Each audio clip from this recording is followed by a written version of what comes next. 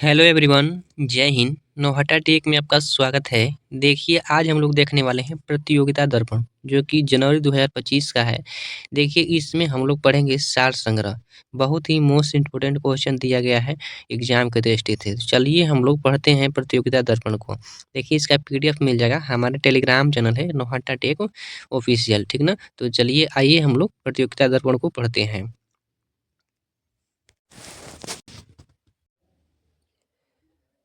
चलिए आइए हम लोग यहाँ से पढ़ते हैं प्रतियोगिता दर्पण के सार संग्रह को।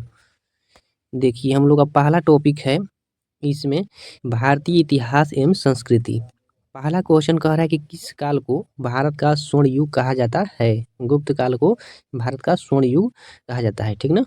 नेक्स्ट प्रश्न कह रहा है कौन से दो महाकाव्य ऋषि वाल्मीकि और ऋषि व्यास द्वारा लिखे गए हैं, ठीक ना। तो इसमें देखिए, रामायण को वाल्मीकि द्वारा और व्यास ऋषि के द्वारा महाभारत को लिखा गया है। अगला प्रश्न कह रहा है कि भारतीय दर्शन की 6 प्रमुख प्रणालियों का पद्धतियों में शामिल है सांख्य, योग, न्याय, वैशेषिक, मीमांसा, वेदांत दर्शन। तो ये 6 प्रमुख दर्शन हैं।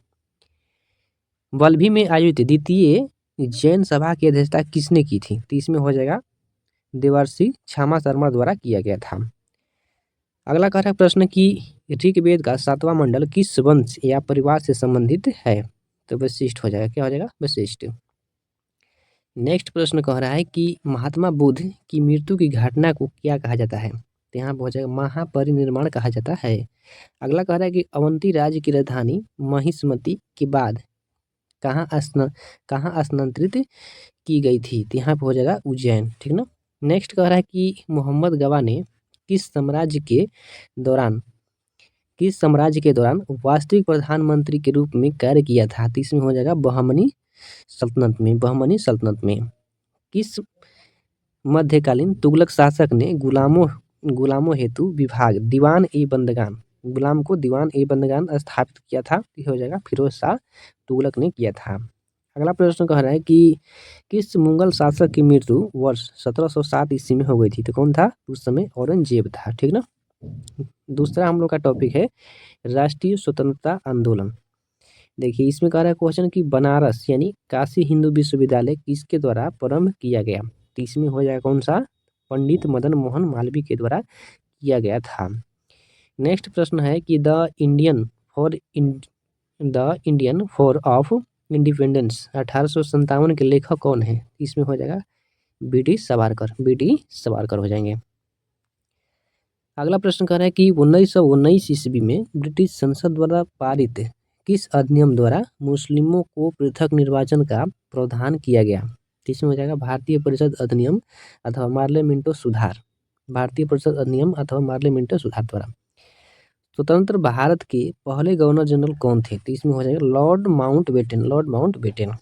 अगला कह रहा है प्रश्न किस वर्ष भारतीय राष्ट्रीय कांग्रेस ने औपचारिक रूप से पूर्ण स्वतंत्रता यानी पूर्ण स्वराज के लक्ष्य को अपनाया। तो यहाँ हो जाएगा लाहौर अधिवेशन हो जाएगा 1929।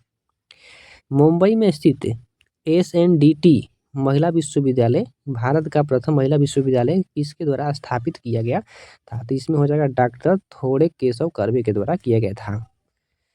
नेक्स्ट प्रश्न कह रहा है कि किस वर्ष में भारतीय राष्ट्रीय कांग्रेस की कार्यवाही में महिलाओं ने भाग लेना प्रारंभ किया। इसमें हो जाएगा मुंबई में आयोजित 5वें अधिवेशन 1889 ईस्वी से।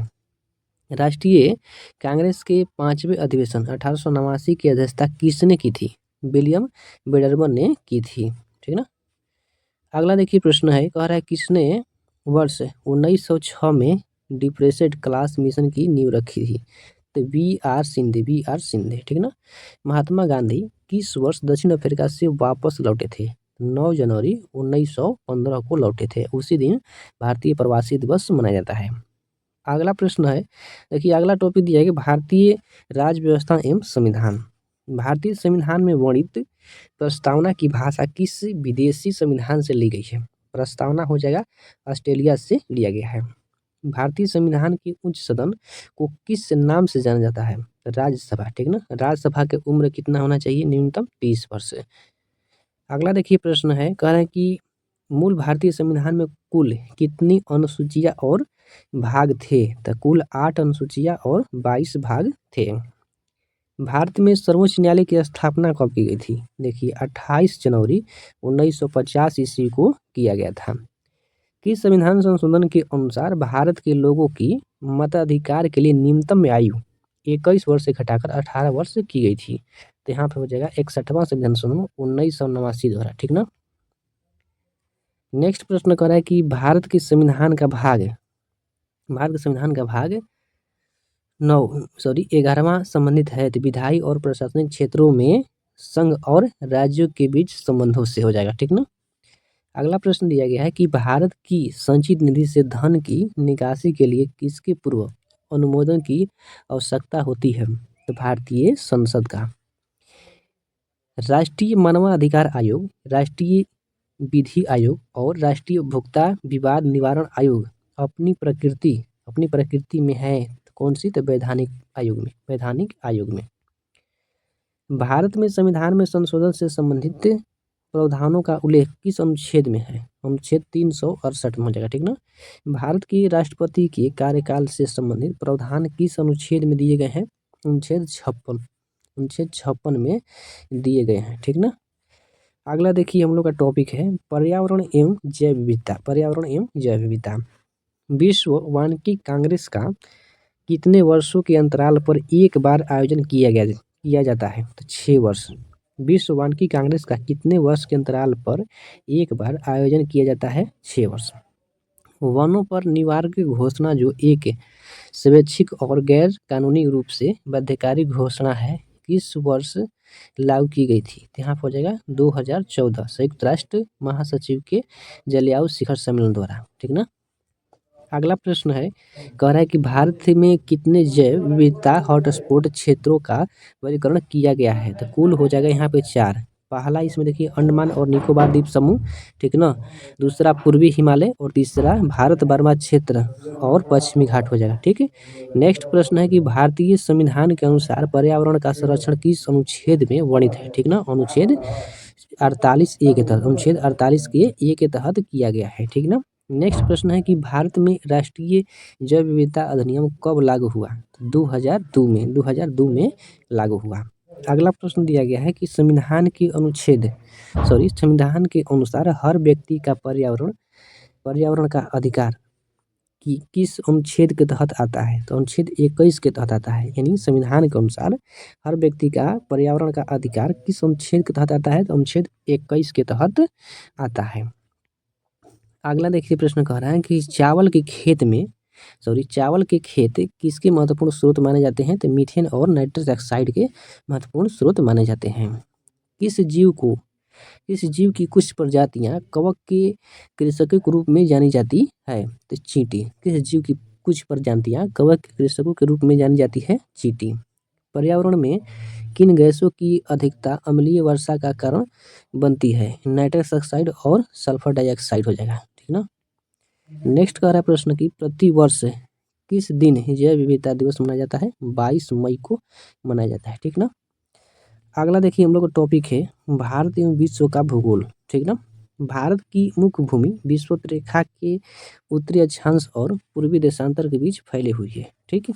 यहाँ पे देखिए 8 डिग्री 4 मिनट से 37 डिग्री 6 मिनट उत्तरी अक्षांश और 68 से 97.25 मिनट पूर्वी देशांतर तक के बीच है। नेक्स्ट कह रहा है प्रश्न की महादेव पहाड़ी और मिक्री हिल भारत के किन क्षेत्रों में अवस्थित हो जाएगा? तो ये देखिए मध्य भारत और उत्तर पूर्वी भारत में हो जाएगा। डम्फा टाइगर रिजर्व किस राज्य में हो जाएगा? तो ये हो जाएगा मिजोरम में। देखिए साबरमती, ब्राह्मणी, पेन्नार और माही में से क्षेत्र की दृष्टि से सबसे छोटी नदी द्रोणी कौन सी हो जाएगी? तो साबरमती, ठीक ना, साबरमती हो जाएगी। भारत के किस राज्य की सीमा सबसे अधिक राज्यों की सीमा से मिलती है? यहाँ पे देखिए उत्तर प्रदेश 9 राज्यों से और एक केंद्र शासित प्रदेश जो कि दिल्ली से लगती है। नेक्स्ट प्रश्न कह रहा है कि 82.5 डिग्री पूर्वी देशांतर देश के किन राज्यों से होकर गुजरती है? देखिए यूपी, एमपी, छत्तीसगढ़, उड़ीसा, मध्य प्रदेश, यानी उत्तर प्रदेश, मध्य प्रदेश, छत्तीसगढ़, उड़ीसा, आंध्र प्रदेश। अंडमान और निकोबार द्वीप समूह एक दूसरे से किस चैनल द्वारा अलग होते हैं? तो 10 डिग्री चैनल द्वारा अलग होते हैं। अगला प्रश्न है कि भारत की कुल स्थलीय सीमा और समुद्री सीमा है 15,200 किलोमीटर। ये स्थलीय सीमा और समुद्री कहेगा तो 75 16.5 या 6 किलोमीटर देता है। भारत का दक्षिणतम बिंदु, उत्तरतम बिंदु, पश्चिमोत्तर बिंदु तथा पूर्वोत्तर बिंदु। देखिए दक्षिणतम हो जाएगा इंदिरा पॉइंट जो कि ग्रेट निकोबार द्वीप में हो जाएगा, और उत्तरतम बिंदु इंदिरा कौल जम्मू कश्मीर में हो जाएगा, और पश्चिमोत्तर बिंदु गुहार मोती जो कि गुजरात में, और पूर्वोत्तर बिंदु किबुथु यहाँ पर दिया लेकिन किबुथु होना चाहिए, किबुथु अरुणाचल प्रदेश में हो जाएगा। ठीक, भारत और चीन के बीच की सीमा रेखा को कहा जाता है, क्या कहते हैं, मैक मोहन रेखा। ठीक ना, और भारत पाकिस्तान के बीच की सीमा रेखा को क्या कहता है, रेड क्लिफ। और भारत अफगानिस्तान के सीमा रेखा को क्या कहता है, आप लोग जरूर कमेंट करके बताइएगा। देखिए भारतीय अर्थव्यवस्था पढ़ेंगे हम लोग। 51 नंबर क्वेश्चन कह रहा है किस मंडल का उपयोग विकास अर्थव्यवस्था में बचत और पूंजी के स्तर के संदर्भ में अर्थव्यवस्था की वृद्धि दर को समझने के लिए किया जाता है। यहाँ पर हो जाएगा हेराल्ड डोमर मंडल हो जाए। ठीक ना, कि इसके अंतर्गत स्वास्थ्य, शिक्षा और जीवन स्तर की 3 समान रूप से भारित आयामों में एक साथ अभाव का आकलन करती है। तो राष्ट्रीय बहुआयामी गरीबी। अगला प्रश्न है कि अंतर्राष्ट्रीय श्रम संगठन का मुख्यालय कहाँ स्थित हो जाएगा, तो ये हो जाएगा जिनेवा जो कि स्विट्जरलैंड में। ऐसा क्षेत्र जिसमें प्राकृतिक संसाधनों का प्रयोग करके वस्तुओं का उत्पादन किया जाता है कहलाता है प्राथमिक क्षेत्र कहलाता है। नेक्स्ट प्रश्न है कि भारत में पीपीपी मंडल का अध्ययन और मूल्यांकन करने के लिए किस समिति का गठन किया गया था, यहाँ पर हो जाएगा केलकर समिति। ठीक ना, भारत में किस पंचवर्षीय योजना का विषय तीव्र समावेशी एवं सतत विकास रखा गया था तो 12वीं पंचवर्षीय योजना जो कि 2012 से 17। अगला चलिए प्रश्न देखते हैं। अगला यहाँ से देखिए 57 नंबर कह रहा है क्वेश्चन कि जन कराई एवं ग्रामीण प्रौद्योगिकी उन्नयन परिषद कोपाट की स्थापना किस वर्ष की गई थी, 1986 में। सूक्ष्म लघु और मध्यम उद्योग विकास अधिनियम 2006 के अनुसार मध्यम उद्यम वे हैं जिनका संयंत्र और मशीनरी में निवेश और टर्नओवर अधिक नहीं है। ठीक ना, तो कितना, 10 करोड़ और टर्नओवर 50 करोड़ से अधिक न है, यही हो जाएगा। ठीक ना, भारत में क्रेडिट रेटिंग एजेंसी को किसके द्वारा विनियमित किया जाता है, तो इसमें हो जाएगा भारतीय प्रतिभूति और विनिमय बोर्ड यानी सेबी द्वारा हो जाएगा। सेबी की स्थापना कब हो जाएगा, तो 1988 ईस्वी में। वैधानिक दर्जा कब मिला, 1992 में। उर्वरक बीज बिजली सिंचाई और न्यूनतम समर्थन मूल्य यानी एमएसपी जैसी इनपुट सब्सिडी को कहा जाता है एम्बर बॉक्स सब्सिडी हो जाएगा। ठीक ना, अगला देखिए क्वेश्चन है कि सामान्य विज्ञान एवं तकनीकी जल में निम्नलिखित में से किस लवण की उपस्थिति ब्लू बेबी सिंड्रोम का कारण बनती है, तो नाइट्रेट। कौन सा हो जाएगा, नाइट्रेट है। अगला है कि मकड़ियाँ अपने रेशम का उपयोग जाला बनाने के लिए करती है, तो मकड़ी का यह रेशम किससे बना होता है, तो इसमें हो जाएगा प्रोटीन से हो जाएगा। ठीक ना, मानव शरीर में बी कोशिकाओं और टी कोशिकाओं की क्या भूमिका होती है, तो यहाँ पर होगा रोगजनक से होने वाली बीमारियों से बचाव। अगला कह रहा है कि मांसपेशियों में किस अम्ल के निर्माण और जमाव के कारण थकान होती है, लैक्टिक एसिड हो जाएगा। नेक्स्ट कह रहा है कि सर्पेंटोलॉजी जीव विज्ञान की शाखा के अंतर्गत किसका अध्ययन किया जाता है, तो इसमें हो जाएगा सांपों का हो जाएगा। ठीक ना, और ओफियोलॉजी में भी सांपों का अध्ययन किया जाता है।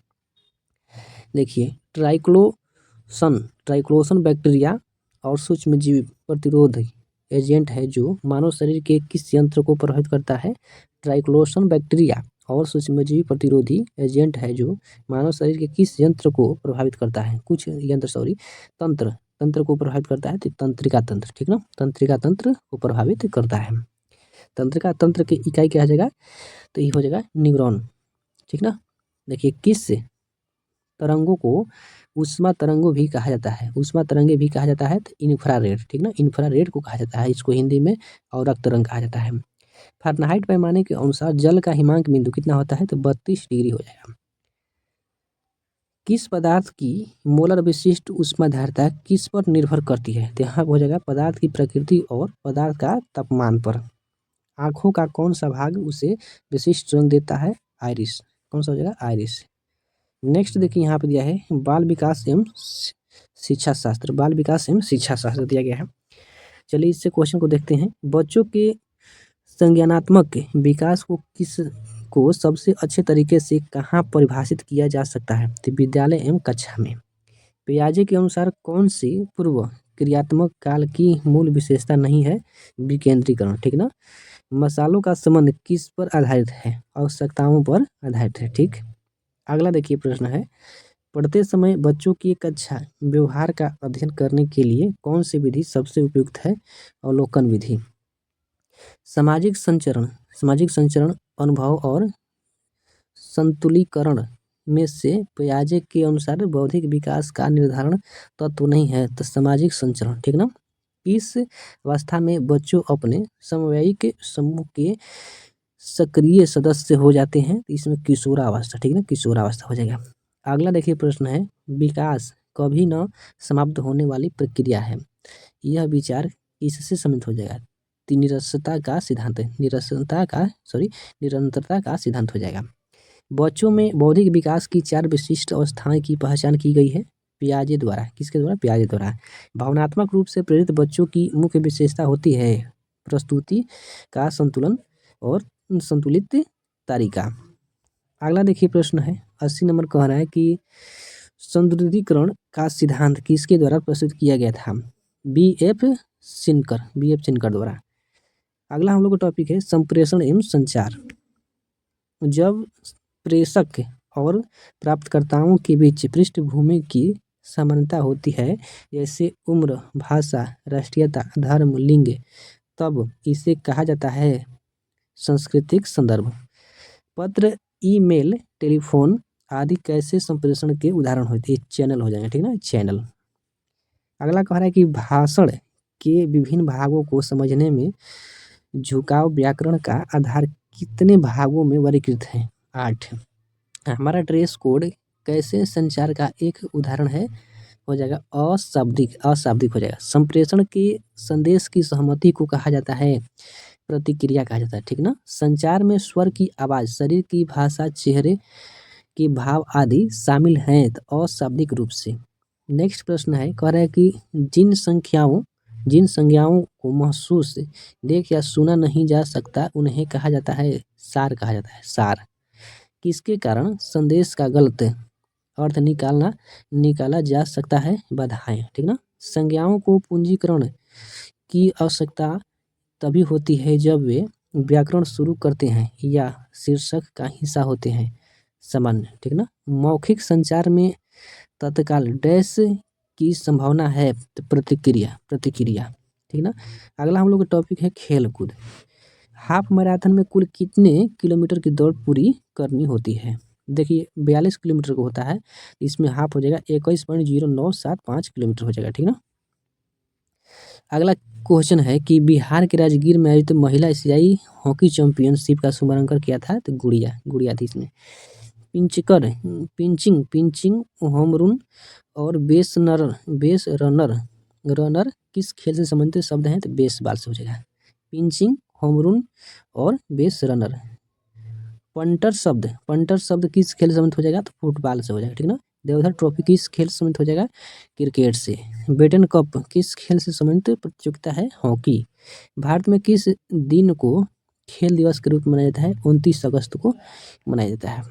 अगला देखिए, 34वें ग्रीष्मकालीन ओलंपिक खेलों का आयोजन कहाँ किया जाएगा? तो लॉस एंजलिस।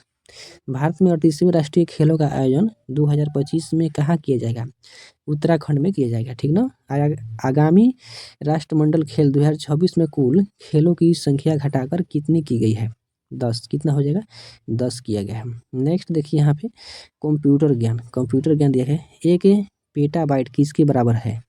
1024 टेराबाइट के।